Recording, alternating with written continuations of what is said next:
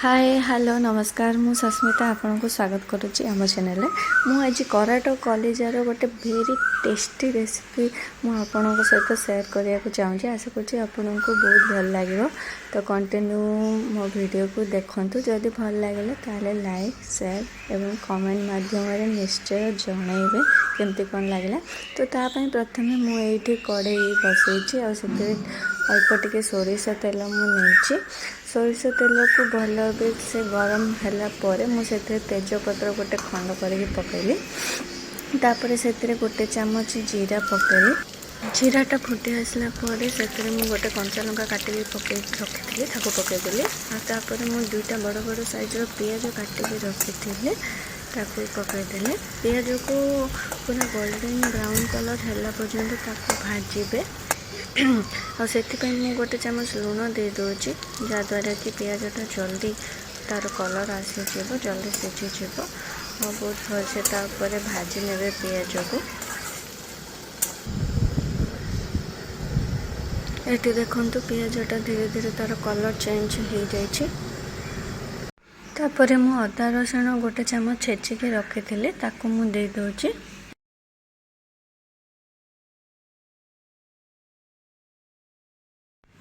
मसला जमती न पड़ी जाए से अल्प टिके पानी देकी ताको बहुत भल से कषी दूचे जद्वारा कि मसला मध्य बहुत भल से कषी हो पोड़बनी।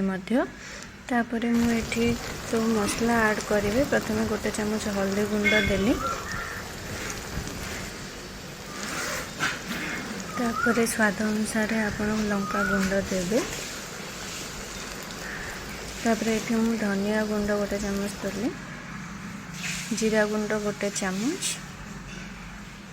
तापर सब गुड़े को बहुत भल से मिसई देवे। चुलीर जाल स्लो रखिए जमती कि मसला पोड़ी न जाए। भल से घांटी देवे सब गुड़े को मसला न पोड़ापी मुझे आउ टिके पानी दूँगी। पानी दे मसला कषा द्वारा जहाँद्वारा कि मसला बहुत भल से कषी जाए और टेस्ट बहुत भल से लगे। ये मु गोटे काटिकी रखी टमाटो ताकू दूँगी। टमाटो पूरा सॉफ्ट है जाए ताकू कषिबे। टिके पानी देवे जद्वारा कि मसलाटा भल से कषी हे मसला पोड़बनी। पानी टिके देके मसला को बहुत भल से मु कषी नौचे। मसला को आपड़ जिते भल से कषिबे से तरकार टेस्ट से अधिक आसब आ तार रस मेलना पड़ेगा। मुझे गोटे ढांकुणी नहीं घोड़े दूँगी जद्वारा कि मसलाटा बहुत भल से कषी हो पार। पुणी ढांकुणी कि समय पर मुझे काढ़ी बहुत भल से पुणी कषीदेली।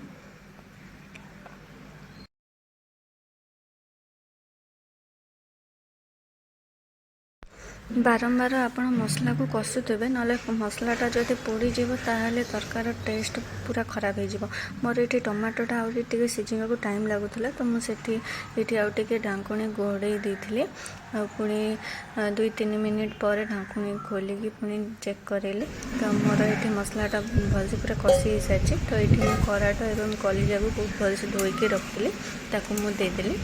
कराट कलिजा देला बेले चुलीर चाल टिके हाई रखीदेवे। तापर या बहुत भल से कषीदेवे।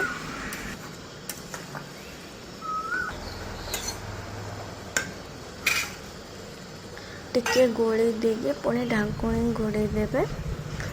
ढांकुणी टिके समय पर खोलिकी पुणी थे कषिबे बहुत भल से कषिबे।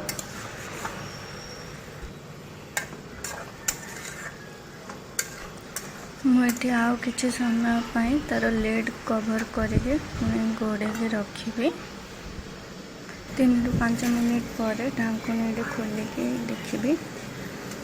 देखो ये कराट और कलिजार टिके पानी बाहर स्टार्ट हो सारी।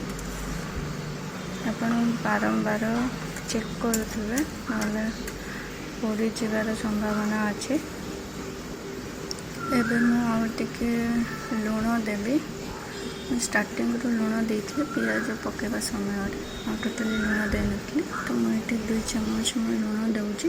आपण स्वाद अनुसार लुण देवे। तापर मुझे गरम मसला गुंड टे पकईकी बहुत भल से कषी दूँगी। ବାସ୍ନାଟା ପୁରା କେରକେରା ଆସୁଛି।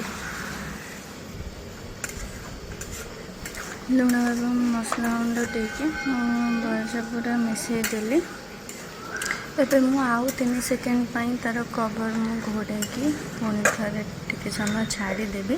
ତ ଏଇଠି 3 ସେକେଣ୍ଡ ପରେ ଆମର କଲିଜା କରାଟ ରେସିପି ରେଡ଼ି ହେଇଯାଇଛି। ଦେଖିପାରୁଥିବେ ଆପଣ କେମିତି ଦେଖାହେଉଛି। ତ ମୁଁ ଏଠି ଖାଇବା ଷ୍ଟାର୍ଟ କରିଲି। ଅରୁଆ ଭାତ ସାଙ୍ଗକୁ କରାଟ କଲିଜା କଷା ଏବଂ ଆମ୍ବ ବହୁତ ବଢ଼ିଆ ଲାଗିଲା, ବହୁତ ଟେଷ୍ଟି କେରକେରା ପୁରା।